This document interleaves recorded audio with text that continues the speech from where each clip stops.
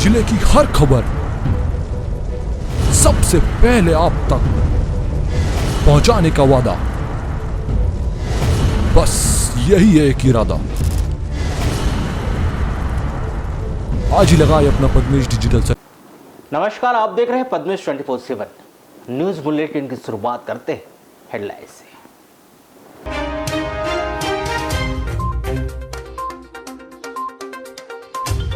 लालवरा समनापुर मार्ग में संदेहास्पद स्थिति में पुलिस ने सड़क किनारे से किया बरामद 36 वर्षीय युवक का शव, हत्या की जताई जा रही है आशंका।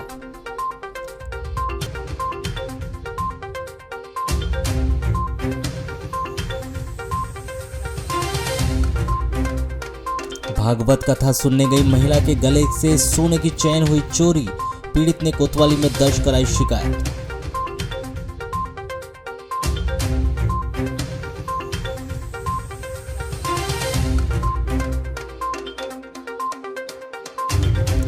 करोड़ों की जल आवर्धन योजना का वार्ड नंबर 5 के वार्ड वासियों को नहीं मिल पा रहा है लाभ, गंदे पानी की सप्लाई से हो रही परेशानी, शिकायत के बाद भी समस्या का नहीं हो रहा समाधान।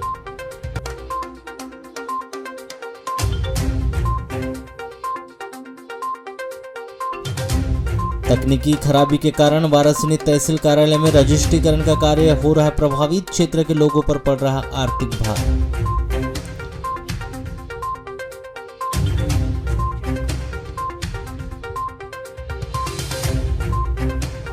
तुमसर रोड साई कृपा रेस्टोरेंट में कटंगी पुलिस ने की छापामार कार्रवाई, ऑनलाइन आईपीएल सट्टा खेलते 4 सटोरिये हुए गिरफ्तार, 4 मोबाइल और 1.5 लाख रुपए किए जब्त।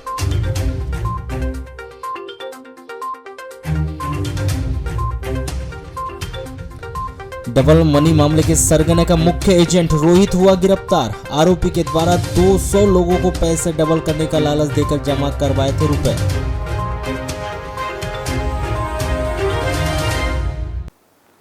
नगर के अग्रसेन भवन में भागवत कथा सुनने आई महिला के गले के सोने की चैन चोरी हो गई, जिसकी कीमत 60,000 रुपए बताई गई। कोतवाली पुलिस ने संध्यापति अशोक कुमार ठाकुर 64 वर्ष वार्ड नंबर 8 महेश नगर वाराणसी निवासी के द्वारा की गई रिपोर्ट पर अज्ञात आरोपी के विरुद्ध चोरी का अपराध दर्ज कर जांच पड़ताल शुरू की है। प्राप्त जानकारी के अनुसार वाराणसी के वार्ड नंबर 8 महेश नगर निवासी संध्या ठाकुर शिक्षा विभाग से सेवानिवृत्त है, जिनके समधी रामपायली के रिश्तेदार राकेश पांडे बालाघाट निवासी के द्वारा अग्रसेन भवन बालाघाट में भागवत कथा का आयोजन किया जा रहा था। 18 अप्रैल को 4 बजे संध्या ठाकुर अपने पति के साथ भागवत कथा सुनने के लिए अग्रसेन भवन बालाघाट आई थी। भागवत कथा सुनने के दौरान कन्यादान का कार्यक्रम चल रहा था। तब संध्या ठाकुर जी जो राधा कृष्ण बने थे उनके पैर पड़ने के लिए गई थी। पैर पड़ने के बाद वह अपनी सीट पर आकर बैठी तो देखी कि उनके गले में सोने की चैन में लॉकेट नहीं थी। उन्होंने आजू बाजू देखा तो नहीं मिले, उन्होंने आजू बाजू देखा पर वह कहीं नहीं मिले। तो पंडित जी को भी यह बात बताई। उन्होंने अनाउंस किया कि किसी को मिली होगी तो दे दो, किंतु किसी ने भी सोने की चैन वापस नहीं की। संध्या ठाकुर अपने सोने की चैन को तलाश करती रही, किंतु सोने की चैन उन्हें नहीं मिली। 19 अप्रैल को संध्या ठाकुर ने बालाघाट कोतवाली पहुंचकर सोने की चैन में लॉकेट के चोरी होने की रिपोर्ट दर्ज की। कोतवाली पुलिस ने अज्ञात आरोपी के विरुद्ध धारा 379 के तहत अपराध दर्ज कर जांच पड़ताल शुरू की। चोरी की गई सोने की चैन की कीमत 60,000 रुपए बताई गई।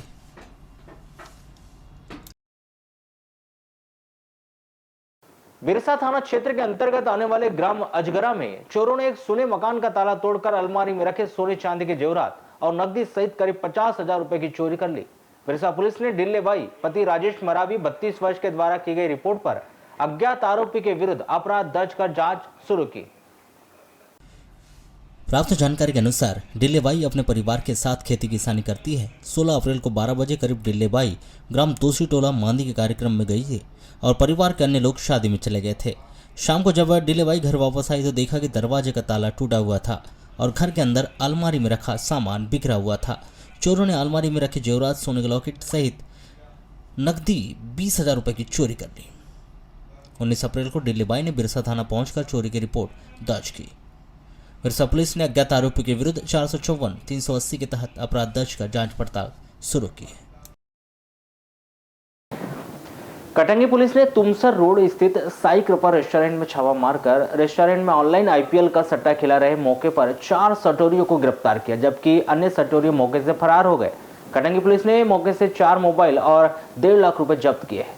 इस रेस्टोरेंट में मास्टर आईडी मोबाइल पर ऑनलाइन आईपीएल का सट्टा खेला जा रहा था। कटंगी पुलिस के मुताबिक 19 अप्रैल की रात्रि जब कटंगी थाना प्रभारी अमित सारस्वत अपने स्टाफ के साथ रात्रिकालीन गश्त में थे, इस दौरान उन्हें सूचना मिली कि तुमसर रोड स्थित साई कृपा रेस्टोरेंट में मास्टर आईडी के माध्यम से ऑनलाइन आईपीएल का सट्टा खेला जा रहा है। इस सूचना पर रात्रि 10 बजे करीब कटंगी थाना प्रभारी अमित सारस्वत ने अपने वरिष्ठ अधिकारियों के मार्गदर्शन में अपने स्टाफ के साथ इस साई कृपा रेस्टोरेंट में छापामार कार्रवाई की। इस रेस्टोरेंट में 4 सटोरियों को आईपीएल का ऑनलाइन मोबाइल के माध्यम से सट्टा खेलते हुए मौके पर गिरफ्तार किया, जिनके पास से 4 मोबाइल और करीब 1.5 लाख रुपए जब्त किए।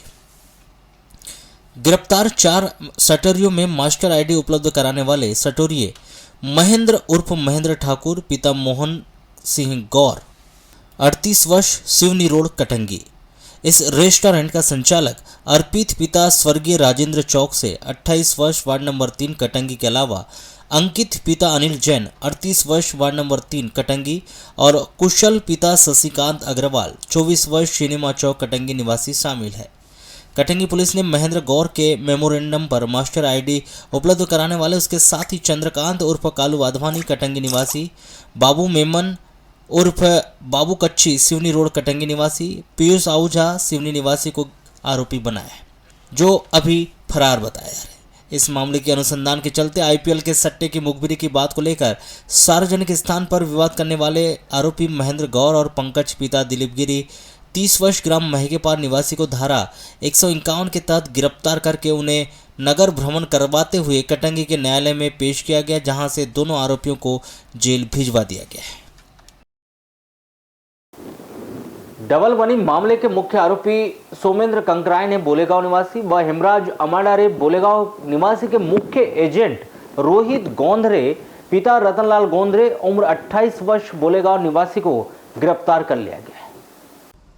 आपको बता दें कि डबल मनी के मुख्य आरोपी सोमेंद्र कंकराय ने और हेमराज अमाडारे के मुख्य एजेंट रोहित गोंधरे, 28 वर्ष, निवासी बोलेगांव, जिसके द्वारा करीब 200 लोगों से रुपए डबल करने के नाम पर करीब 3 करोड़ रुपए जमा करवाकर अपने बैंक खाते के चेक लोगों को बांटे गए थे, जिसके विरुद्ध लांजी थाने में विभिन्न धाराओं के तहत अपराध दर्ज था। वह 11 महीनों से फरार चल रहा था, जिसकी गिरफ्तारी हेतु पुलिस अधीक्षक के निर्देशन में पुलिस विभाग के द्वारा उसकी काफी पतासाजी की जा रही थी। उक्त टीम के द्वारा गोपनीय सूचना के आधार पर 19 अप्रैल को ग्राम नक्सीब से आरोपी रोहित गोंधरे को गिरफ्तार किया गया। उक्त आरोपी के विरुद्ध थाना लांजी के अपराधों में गिरफ्तारी हेतु इनाम भी उद्घोषित है। जैसे सभी लोगों को विदित है कि पिछले 1 साल से जो लांजी और किन्नापुर क्षेत्र में डबल मनी के नाम पर लोगों से कई लोग हैं जो पैसा इकट्ठा करके उनके जनता के साथ धोखाधड़ी की है। इसमें बहुत से एजेंटों का इन्होंने सहारा भी लिया, मुख्य रूप से सोमेंद्र और हेमराज ने।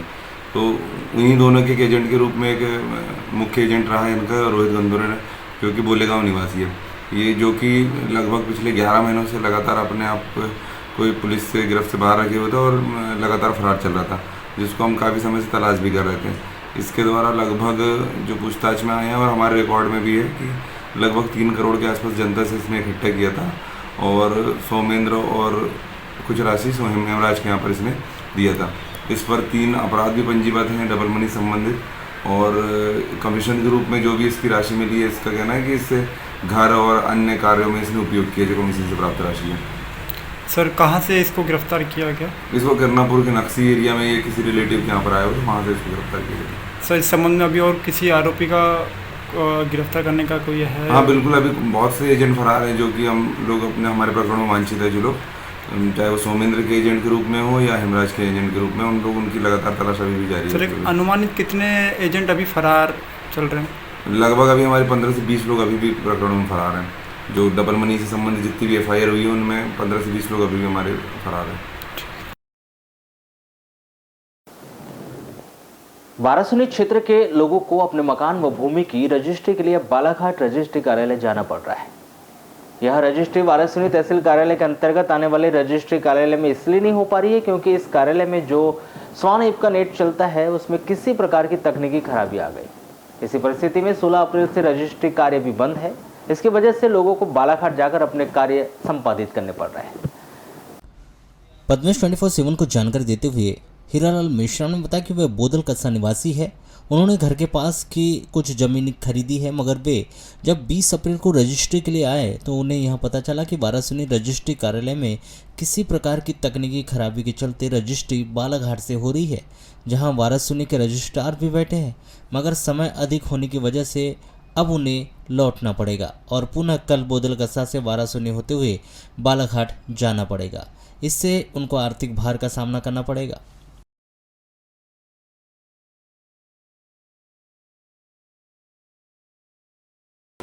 हीरालाल मिश्रा। हीरालाल मिश्रा जी कहाँ के रहवासी हैं आप? बोदल का सर। ये आज रजिस्ट्री कार्यालय काहे के लिए आए थे? रजिस्ट्री करवाने। तो क्या आपकी रजिस्ट्री नहीं हो पा रही? नहीं। क्या बोलेंगे?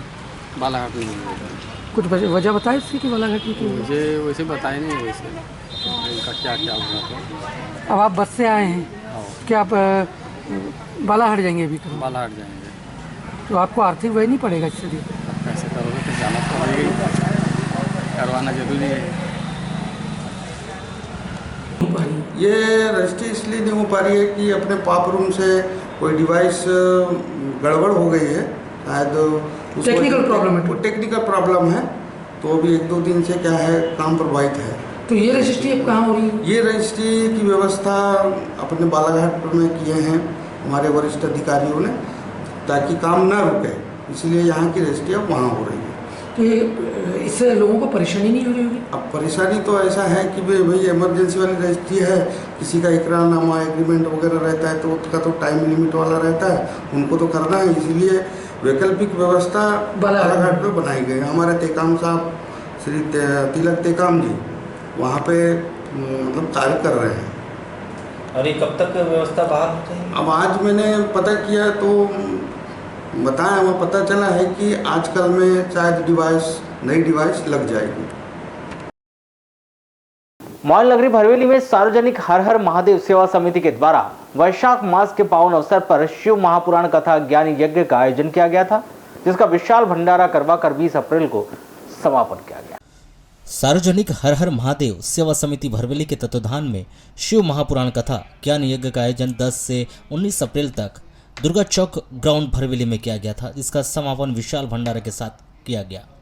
19 अप्रैल के दिन दुर्गा मंदिर चौक से एक विशाल कलश शोभा यात्रा निकाली गई, जो प्रमुख चौक चौराहा का भ्रमण करते हुए हीरापुर पहुंची और हीरापुर में इन कलश व जवारों का विसर्जन किया गया। उसके उपरांत देर शाम दुर्गा मंदिर चौक प्रांगण में सभी श्रद्धालुओं के द्वारा विशाल भंडारे का आयोजन किया गया, जिसमें बड़ी संख्या में श्रद्धालुओं के द्वारा भंडारा ग्रहण किया गया।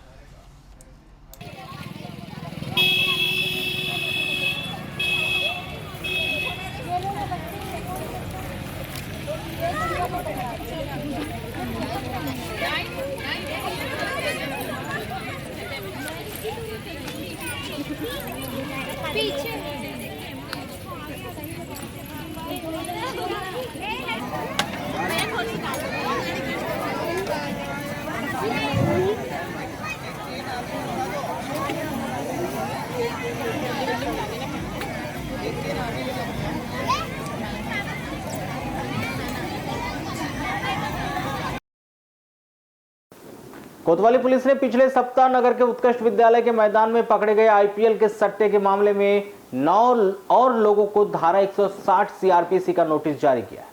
इसके पूर्व घटना के बाद 9 लोगों को 160 सीआरपीसी का नोटिस जारी किया जा चुका है। आईपीएल के सट्टे की वर्तमान में जांच अनुसंधान चालू है। इस आईपीएल के सट्टे में संलिप्त लोगों को धारा 160 सीआरपीसी का नोटिस जारी करने उन्हें पूछताछ हेतु बुलाया जा रहा है।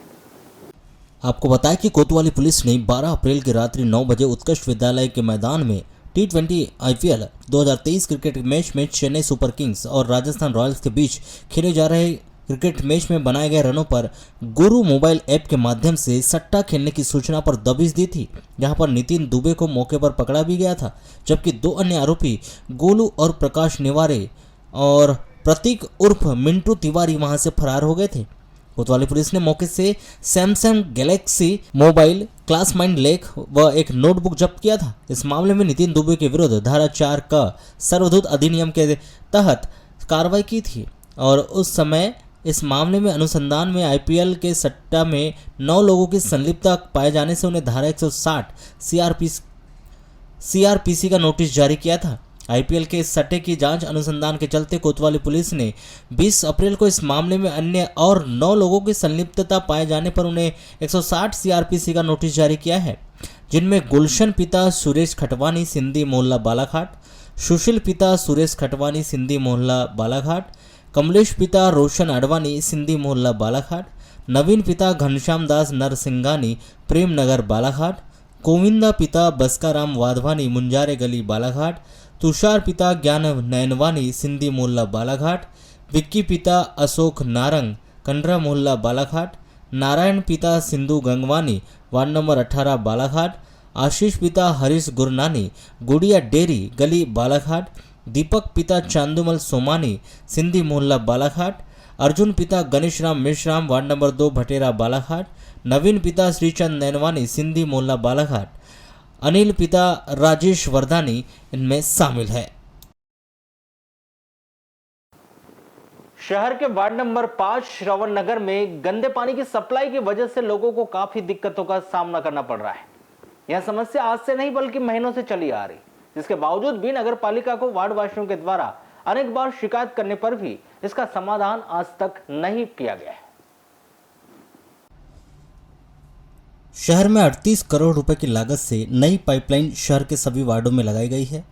वह इसके आमजन को 2 वक्त शुद्ध पीने का पानी मिलने की बात नगर पालिका के द्वारा भी कही गई थी, पर आज भी करोड़ों की लागत से लगाई गई नई पाइपलाइन से वार्डवासियों को शुद्ध पेयजल नहीं मिल पा रहा है, बल्कि वार्ड क्रमांक 5 श्रवण नगर में तो पाइपलाइन फूट जाने से नाली का गंदा पानी नई पाइपलाइन के द्वारा घरों पर आ रहा है। वही गंदा पानी लोगों के घर पे भी पहुंच रहा है, किंतु जब वार्डवासियों को यह गंदा पानी मिला तो उनके द्वारा महीनों से नगर पालिका में इसकी शिकायत की जा रही है, पर नगर पालिका के द्वारा आज तक इस समस्या पर ध्यान नहीं दिया गया, जिसके चलते आज भी वार्डवासियों को शुद्ध पेयजल नहीं मिल पा रहा है। वह वार्डवासी गंदा पानी होने की वजह से इसे पीने के लिए उपयोग नहीं कर पा रहे। वह गर्मी के समय होने के कारण भी अब वार्ड में पेयजल की समस्या गहराने लगी है, जिससे वार्डवासी नगर पालिका से यह मांग कर रहे हैं कि जब उनके वार्ड में जो पाइपलाइन फूटी है उसे जल्द ही सुधार कर शुद्ध पेयजल वार्डवासियों को उपलब्ध कराए। पानी गंदा आता है। कब से आ रहा पानी? वो तो ज़्यादा यूज नहीं कर रहे हम लोग, कभी कभी अनेक देखते हैं खोल के। अभी जब तक हम फिटिंग नहीं होता तो यूज नहीं कर रहे हैं, फिर खोलते हैं देखते हैं उसको, पर पीने की योग नहीं है। तो गंदा पानी आ रहा करके यूज नहीं करते? गंदा आता कब से गंदा पानी आ रहा है ये? और वो ज़्यादा यूज हम लोग करते नहीं है तो कहीं पता नहीं कब से आ रहा है। अभी अभी चालू करे हैं। सर ये पानी पूरा यहाँ 12 महीने हो गया चलते, यहाँ तो पूरा पानी भरा रहता है यहाँ पे। पता नहीं पाइपलाइन फूटी है बोलते। नगर पालिका में भी हम लोग ने आवेदन करे, ये तो आए थे पर उनको मिला नहीं, तो फिर दोबारा आए ही नहीं। और पूरा पानी गंदगी, मच्छर वगैरह, पूरे बच्चे छोटे छोटे हैं, बीमारियाँ फैल रही है। यूज़ नहीं कर रहे क्योंकि गंदा पानी आ रहा है। यूज करने लायक ये पानी है ही नहीं, गंदा आ रहा है। अगर से साफ़ सुथरा आता है तो इसको उपयोग में लाते हैं, लेकिन उपयोग करने लायक पानी ही नहीं आ रहा है अभी। तो नल क्या सबका नल फिटिंग हो चुके हैं? नल फिटिंग हो गए हैं, काफ़ी लोगों के यहाँ हो गए हैं, लेकिन यूज़ में नहीं आ रहा है। कहाँ से? क्या मैंने 2 महीने पहले भी इन लोग से शिकायत करे थे। अभी एक बार शिकायत करते भैया चौकी की जो नाली में पाइप डाल दिया गया है, तो 38 करोड़ की योजना का एकदम बंटेदार आज भी किया जा रहा है और आज भी हो रहा है। लेकिन हमने जो पाइपलाइन नई पाइपलाइन का जो काम कर रहे हैं, इन लोग को अवगत भी करवाए, ला के दिखा भी रहे हैं। तो आज 2 महीने दिन हो गए। आज जैसे ईदगिराई ने बताया कि हमको गंदा पानी मिल रहा है, गंदा पानी पिए, तो वही वो रिवत आज भी आपको दिख रहा है। हमने माननीय वो आए थे मिश्रा जी, तो मिश्रा जी के सामने बैठ करके सारे इंजीनियर को अवगत करवाए थे कि भाई जहाँ जहाँ पाइपलाइन फूटी हुई है, जहाँ गंदा पानी का मामला आ रहा है, उसको आप ठीक करें। तो आज उनको गए हुए 1 माह हो गया, लेकिन इन चीज़ों पे ध्यान नहीं दिया जा रहा है। 1 लाख की नगर पालिका है और इतने लाखों करोड़ों की योजना है, उसका पूरा बंटेदार किया जा रहा है। तो हमको ये लग रहा है कि भाई जो इंजीनियर साहब आए थे इनको देखने, तो ऐसा लग रहा है कि कहीं ना कहीं वो भी भ्रष्टाचार में लुप्त है। नगर पालिका बालाघाट में विपक्ष के पार्षदों के द्वारा यहाँ आरोप लगाया जा रहा है कि जब से परिषद बैठी है तब से इंजीनियरों की कमी व नगर पालिका के कर्मचारियों की उदासीनता के चलते उनके कोई भी निर्माण कार्य अभी तक शुरू नहीं हो पाए और न ही नगर पालिका में दो परिषद की बैठक हो जाने के बाद भी करोड़ों के कार्य की स्वीकृति होने के बावजूद भी उनके न ही टेंडर निकाले गए और न ही वार्डों में किसी प्रकार के कार्य किए जा रहे हैं, जिसमें सत्ता पक्षी उपाध्यक्ष भी मानते हैं कि इंजीनियरों की छुट्टी पर चले जाने के कारण यह स्थिति निर्मित हो रही है। विपक्षी पार्षदों के द्वारा यह आरोप लगाया जा रहा है कि जब से नगर पालिका की परिषद का गठन हुआ और 3 बार की परिषद की बैठक हुई, उसके बावजूद भी विपक्ष के पार्षदों के करोड़ों के निर्माण कार्य तो स्वीकृत करा दी गए, पर उनका अभी तक ना ही टेंडर हुआ और ना ही जब से नगर पालिका बैठी है तब से उनके वार्ड में कोई नए निर्माण कार्य किए गए, जबकि उन्हें प्रशासनिक स्वीकृति मिल गई, पर इंजीनियर की उदासीनता व कार्य में लापरवाही के चलते उनके अभी तक टेंडर नहीं निकाले आए। आए दिन इंजीनियरों के महीनों वो छुट्टी पर चले जाने के कारण उनके वार्डों के पूरे काम जैसे के वैसे ही रखे, जबकि देखा जाए तो जब से यह परिषद बैठी है तो ना ही यहाँ पर मुख्य नगर पालिका अधिकारी स्थायी रूप से आए और ना ही इंजीनियर आए। जो आए हैं वह अच्छे से काम नहीं कर रहे हैं, वह आए दिन छुट्टियों पर चले जाते हैं। देखा जाए तो अभी प्रभारी मुख्य नगर पालिका अधिकारी बने हैं, वह भी 1-2 दिन में छुट्टी पर ही चले जाते हैं, जिससे लंबी फाइलें हस्ताक्षर करने के लिए पड़ी हुई है। वह वार्ड के काम पूरी तरह से रुके हुए हैं, जिसको लेकर के अब विपक्ष के पार्षदों में आक्रोश पनपने लगा है। उनका कहना है कि यदि इस व्यवस्था में सुधार नहीं कराया गया तो वह जल्द ही वार्ड की जनता के साथ नगर पालिका में धरना देंगे। परिषद पहले परिषद से लेकर के आज तक 3 परिषद की बैठक हो चुकी है। इसमें करोड़ों के निर्माण कार्य को स्वीकृति मिल चुकी है। कई वार्डों के 2 काम, कई के 4 काम, कई वार्डों के तो 10-10 काम स्वीकृत हो चुके हैं। उनको प्रशासकीय स्वीकृति, वित्तीय स्वीकृति प्राप्त हो चुकी है, पर आज तक उन निर्माण कार्यों के टेंडर नहीं निकाले गए, क्योंकि आगामी दिनों में बरसात चालू होने वाली है। कुछ निर्माण कार्य ऐसे हैं जो बरसात के पहले कराना अति आवश्यक है, और जब बरसात के पहले कराना है तो उनका टेंडर की प्रक्रिया अभी से प्रारंभ करना पड़ेगा। और अभी नगर पालिका में काम की रफ्तार ऐसी धीमी चल रही है, क्योंकि इसका मुख्य कारण है हमारे पास स्टाफ तो बहुत सारा है, पर जो काम करने वाले लोग हैं, जैसे इंजीनियर 1 से 11 तक, स्वप्निल जैन जी 1-1 महीने की छुट्टी में रहते हैं, आते हैं 2 दिन रहते हैं, उसके बाद चले जाते हैं। तो 1 से 11 तक के वार्ड के तो काम पूरे प्रभावित हो रहे हैं। हमारे मुख्य नगर पालिका अधिकारी जी हर आए तीसरे दिन वो छुट्टी में रहते हैं, कैसे काम होगी? फाइल कुछ कामों की अगर बन भी रही है तो साइन नहीं हो रही है।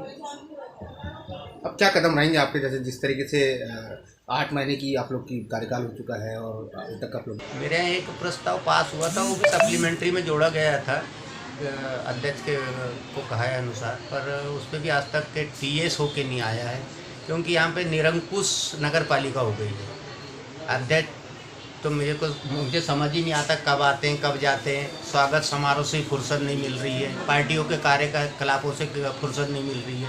नगर पालिका में किसी प्रकार का कोई ध्यान नहीं है। लेट लतीफ़ी का मतलब ये है कि जो इंजीनियर है वो या तो छुट्टियों पे चले जाते हैं, है तो अनुभव की कमी है। मैं तो उनको यही कहूँगा, इंजीनियरों को पूरा अनुभव की कमी है, और जो जिसको अनुभव है वो रह के छुट्टी पे रहता है। CMO है ही नहीं यहाँ पे फुल फ्लेश, तो काम कहाँ से होंगे? हाँ, कुल मिला के निरंकुश हो गई है नगर पालिका। अध्यक्ष का, प्रशासन का कोई यहाँ पे दबाव नहीं है। नए कामों को तो छोड़िए, कम से कम जो छोटे मोटे काम रहते हैं, छोटी मोटी पुलियाओं का रिपेयर का, इसका उसकी एस्टीमेट के लिए मुझे कम से कम 2-2, 3-3 महीने से झूलना पड़ रहा है। परिषद में जो काम पास हुए, PIC में जो काम पास हुए, उसके न TS बुलाया जा रहा है, ना टेंडर लगाया जा रहा है। कुछ माह में, 1 माह में बारिश का समय आ जाएगा। पुलियाओं के मैंने कितने बार बोला है, मेरे को कम से कम 25 बार मैंने इंजीनियर मैडम से चर्चा कर ली है, ना उसका TS बुलाया जा रहा है, ना फाइल तैयारी हो रही है, बस घुमाया जा रहा है। कभी कभी देखा जाता है कि CMO सर भी छुट्टी में रहते, इतनी छुट्टी में रहते कुछ समझ नहीं आता। जैसे अभी फुल फ्लेश हमारे पास CMO नहीं है, जब से लिस्ट जारी हुई अभी तक के शायद 25 दिन लगभग होने जा रहे। हमारे CMO सर को तो प्रभार लेना था, क्योंकि हमारे जो CMO सर अभी आए दिन छुट्टी में रह जाती है, कितनी सारी फाइलें रुकी रहती है। ये बहुत सारी दिक्कतों का सामना करना पड़ रहा है हमको भी, और आने वाले समय में अगर ये सब चीज़ें नहीं सुधरेंगी तो हम लोग कुछ ना कुछ रणनीति बनाएंगे। इन सारी व्यवस्थाओं को लेकर नगर पालिका के उपाध्यक्ष योगेश बिशन के द्वारा बताया गया कि कुछ काम जरूर रुके हुए हैं, उन्हें जल्द ही करवाया जाएगा। हो सकता है कि फंड की कमी के कारण यह रुके हुए होंगे। और निर्माण कार्य रुके रहने की बात पर उन्होंने कहा कि शहर में निर्माण कार्य चल रहे हैं और एक साथ पूरे निर्माण कार्य करना यह संभव भी नहीं है और बरसात को लेकर जो तैयारी करना चाहिए वो नगर पालिका के द्वारा की जा रही है। रही बात इंजीनियरों की छुट्टी पर चले जाने की, तो उन्होंने कहा कि निश्चित ही इंजीनियरों की छुट्टी पर चले जाने के कारण दिक्कतें हो रही है, जिस पर हमारे द्वारा एक विशेष बैठक बुलाकर चर्चा की जाएगी। नहीं, ये सही है। इंजीनियर लोग अभी छुट्टी पे है, उनको एक विशेष बैठक अभी अध्यक्ष जी के द्वारा बात चल रही है। अध्यक्ष जी किसी काम से व्यस्त है कार्यक्रम में, लगभग उनको कल बुलाएंगे। कुछ एक इंजीनियर जी आए थे और फिर आवेदन लगा के बाहर जा चुके हैं, तो उनके संबंध में बात करेंगे। इनको जो अलग अलग वार्ड बांट दिया था, इनमें कुछ कमी है। अगर उन्होंने गलत कर रहे होंगे तो उन पर सख्त से सख्त कार्रवाई करेंगे या दूसरे इंजीनियरों को उनकी जगह दूसरे इंजीनियरों को काम देंगे, क्योंकि बरसात से पहले शहर में साफ सफाई और व्यवस्था करना हमारी परिषद की जवाबदारी है, जिसे बखूबी निभाना